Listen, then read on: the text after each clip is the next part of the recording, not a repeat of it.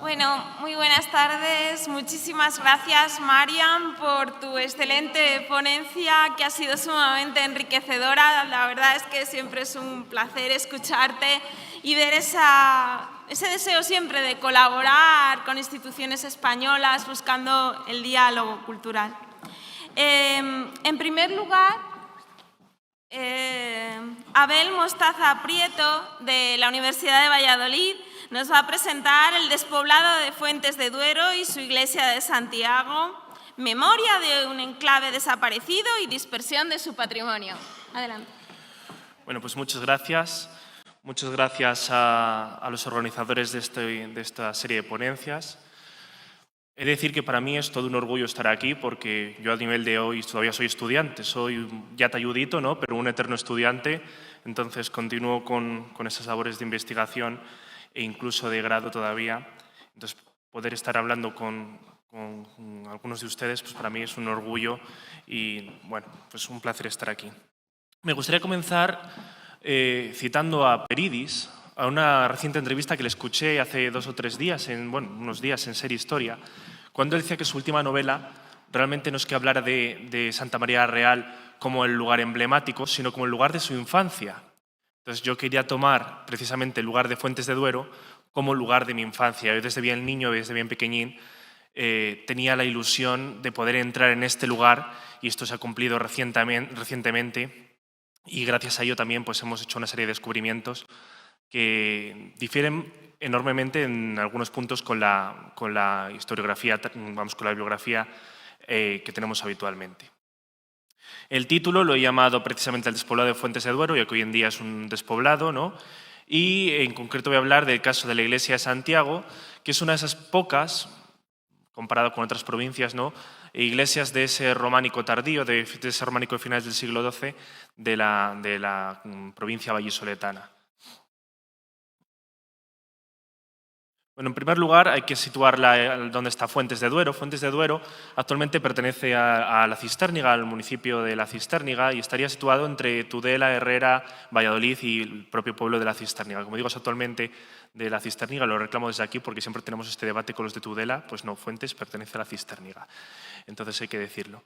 Ahí tienen un plano antiguo de la provincia del año 1779 de Tomás López que precisamente nos sitúa en este lugar y nos lo sitúa no de cualquier manera, sino por la importancia que tuvo históricamente. Es verdad que hoy en día pues, poca gente conoce este emplazamiento y conoce su iglesia, pero tenemos documentación vamos a decir, restos materiales desde la época bacea, ¿no? En los que aparecen los primeros restos vinculados a esta población, no sé si llamarlo tampoco población, ¿no?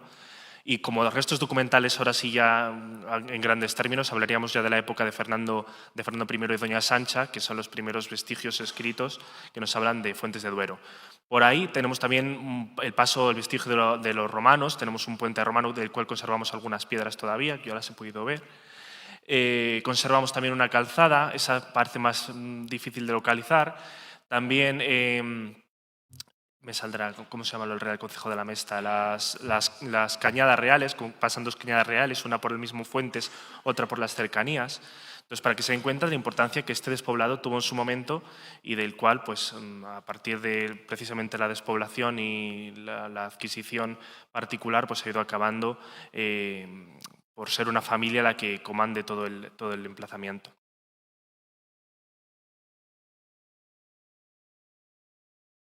En la iglesia, por cuestión de tiempo, y como más nos han dicho que apremiemos un poco, me voy a centrar más bien poco y bueno, remitirles a, no sé, a la enciclopedia de Santa María la Real del Románico que tiene la entrada, al catálogo monumental de la ciudad de Valladolid, que también tiene una entrada hablando de Fuentes y hablando de la iglesia. Por ejemplo, algunas fotos que están viendo aquí ahora son de rigorosa actualidad, porque la última vez que se fotografió la iglesia del interior fueron en los años 80.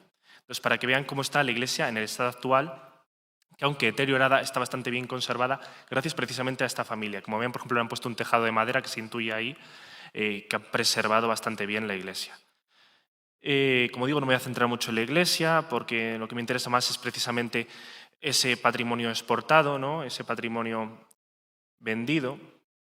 Y sin duda alguna,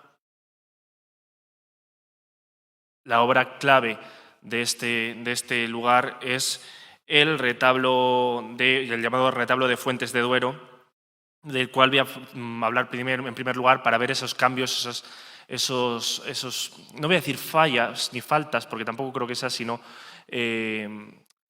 quizá mala interpretación de la bibliografía. Hay que decir que cuando el retablo se estudia por primera vez de manera rigurosa es en el momento en que ya se traslada al museo. Hay unas fotografías anteriores, pero claro, el retablo está en bastante mal estado y ha hecho que algunas escenas se hayan incluso malinterpretado. Tampoco me atrevo a hablar mucho, teniendo aquí a María José, que ha sido precisamente la que la ha estudiado en detalle. Entonces voy a citar algunas de esas cosas que, gracias al contacto con el propio museo, yo lo que hago es hablar con el museo y decir: oye, soy de la Cistérniga, donde estaba este retablo, ¿me podéis mandar toda documentación? Me atendieron de mil amores, me han mandado un montón de documentación, no sé si cientos por lo menos de documentos, lo van a ver aquí en la presentación. Y con algunas de las cosas que me encuentro es precisamente hablando de los ciclos, de las representaciones de este retablo. Bueno, algunas de la bibliografía en parte está correcta, ¿no? La Anunciación, perdón, el encuentro entre San Joaquín y Santa Ana, la Anunciación del Ángel Gabriel. Esta me quiero detener porque Ara Ruiz, por ejemplo, menciona que la parte superior representa a los Reyes Magos. Habla de los Reyes Magos en el momento de la Epifanía. Bueno, pues esto es uno de esos errores precisamente o probablemente fruto de esa agresión, de ese mal estado del retablo en el momento en el que se hace la primera investigación, porque si son Reyes Magos, atribuimos normalmente a los Reyes Magos al número 3, entonces aquí no se llegan a apreciar que muchos, no sé si se ve la flecha, hay mucho más gente a caballo que los 3 Reyes Magos. En la parte superior estaría Dios Padre, y aquí todos estos no se lo llegan a ver: 1 caballo, 2 caballos, 3 caballos, 4 caballos, 5 caballos. Entonces son esos errores que se ha ido perpetrando precisamente por citar la misma bibliografía una y otra vez. Y sin duda alguna, lo que a mí más me llamó la atención, esto podríamos decir, insisto, permítame la palabra error, que yo creo que es esto, falta de haber visto el retablo como está en su estado actual, y es que aquí se enuncia, mejor dicho, la presentación en el templo. Yo es que en la pantalla del ordenador es muy pequeñito, no sé si lo ven aquí ustedes, pero aquí tenemos a este personaje sosteniendo al niño, y no sé si ven que en su mano izquierda tiene una especie de instrumento que asemeja unas tijeras, unas tenazas, por lo cual no estaríamos ante una presentación, sino ante la circuncisión. Entonces ya hay un cambio en cuanto a esta historiografía que les estoy comentando. Finalmente, ahí sí, los 3 Reyes Magos y el momento de la Epifanía. Madre mía, cómo pasa el tiempo, ya llevo 7 minutos. Con respecto a la venta del retablo, como les digo, desde el propio museo me mandan la documentación, y aquí me encuentro con una segunda cosa que me llama bastante la atención, y es que de manera popular siempre se ha atribuido a que precisamente el conde de Cortina es el que vende el retablo, que es el que adquiere la propiedad a finales de los años 20 del siglo pasado, 1929, si no recuerdo mal. Y me encuentro con la documentación, ahora sí, que me cita al párroco de Tudela de Duero. Es decir, en el momento de la venta del retablo, en el año 1927, se autoriza la venta y se autoriza de forma eclesiástica, es decir, la propia iglesia es la que vende el retablo. Me llama a mí la atención porque precisamente estamos en ese momento, lo que se estaba diciendo, de cambio de propiedad, ¿no? De la adquisición por parte del conde de la Cortina. Investigando me doy cuenta de que por un lado está la propiedad de la iglesia, que la iglesia sigue perteneciendo, en este caso pertenecía al obispado de Valencia, y por otro la propiedad civil, que sería el infantado de Valladolid, lo cual pues, da explicación de que la iglesia perteneciera en este caso bueno, no es que se perteneciera, sí, al obispado de Valladolid, y fuera el cura de Tudela quien tuviera que emprender una serie de obras, probablemente el tejado de Tudela de Duero, de la iglesia de Tudela, y decidió venderlo para poder arreglar el tejado. Esto es algo muy típico también en muchos pueblos de España. Ahí les tengo una fotografía antigua de donde se supone que estaría el retablo, este retablo mayor, que es la segunda cosa que me llama la atención. Cuando hablo con Ricardo, el propietario actual de Fuentes de Duero, me dice: es muy raro que ese retablo estuviera ahí. Actualmente ven que tiene un retablo renacentista, se cita en las fuentes también un retablo renacentista, pero se cita habitualmente como que el retablo estuvo en el altar mayor. Yo estoy en la iglesia y el altar es relativamente pequeño en comparación con luego van a ver el tamaño del retablo. Y veo que en unas fotografías antiguas, se la traigo después, pensaba que venía ahora, se la pongo después. Bueno, en definitiva, el retablo se vende en 1927 y me encuentro con que Levi, no Levi el de San Baudelio, sino Adolf Levi, lo adquiere en propiedad, bueno, copropiedad con otro propietario que no sabemos quién es, precisamente en Fuentes de Duero. Yo he visto en algunos lugares cómo cita la venta hacia París. Desconozco si esto es así. En las fuentes originales, en los documentos que me han mandado desde el Museo de Fine Arts de Springfield, en Massachusetts, que es donde está actualmente el retablo, certifica que Adolf Loewy lo compra en persona antes de la Guerra Civil Española. Y luego dice que durante el traslado se produce la Guerra Mundial, la Segunda Guerra Mundial, y pierde parte de la documentación, por eso no sabemos quién es el copropietario del retablo. Actualmente, como les digo, está en este museo, en este complejo museístico, porque son distintos museos. Entre ellos, pues, por ejemplo, es el lugar de nacimiento de este personaje que no sé si lo conocen, el Dr. Sayus, que no sé si conocen al gato Maragato, pero seguro que a todos les suena el Grinch, el famoso duende verde de Navidad que odia la Navidad. Bueno, pues el Dr. Sayus nace en Springfield y es en este museo donde encontramos el retablo de Fuentes de Duero en la actualidad. Estoy yendo muy rápido, espero que luego en las actas quede mejor reflejado todas estas ideas. Actualmente, como les digo, es un complejo, tiene diferentes tipos de museo dentro del propio museo, ¿no? Y uno de ellos está dedicado a las bellas artes y es donde encontramos precisamente en la zona de medieval el retablo de Fuentes de Duero. Aquí tiene una serie de obras medievales y van a ver ahí al pasar el retablo, para que vean el tamaño que tiene.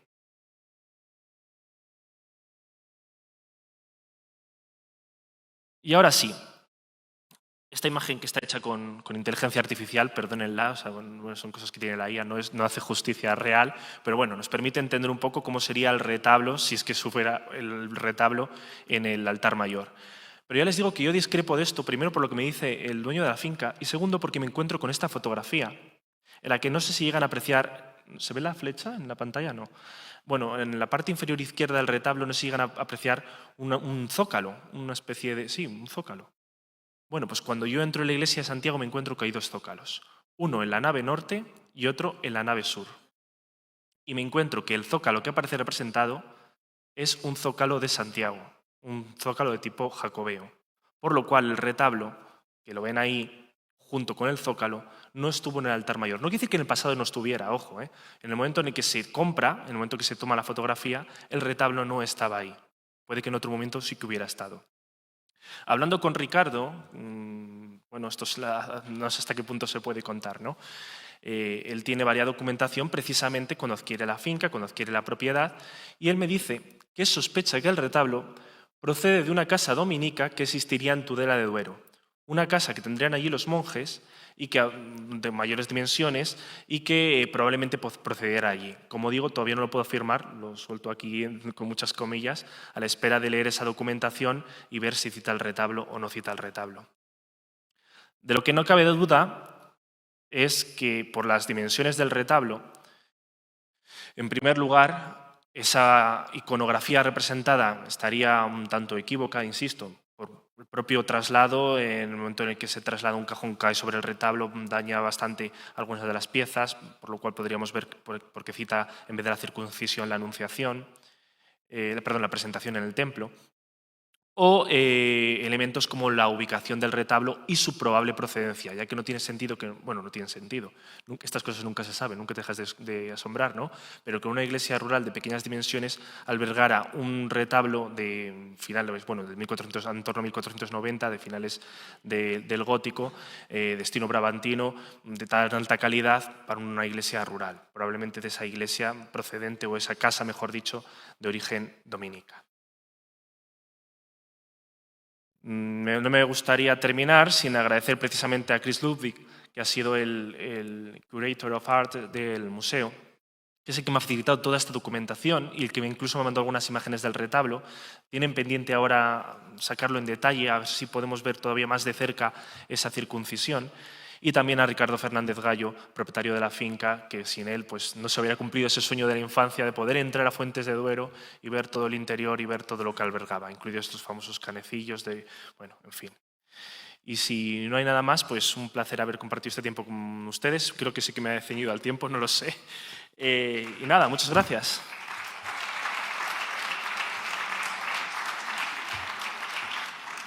Muchísimas gracias, Abel, por haber sido tan claro, una exposición tan atractiva y haberte ajustado tan adecuadamente al tiempo. Así que habrá que ir a las actas, al libro de este congreso y leer todos los detalles. Muchísimas gracias. Muchas gracias.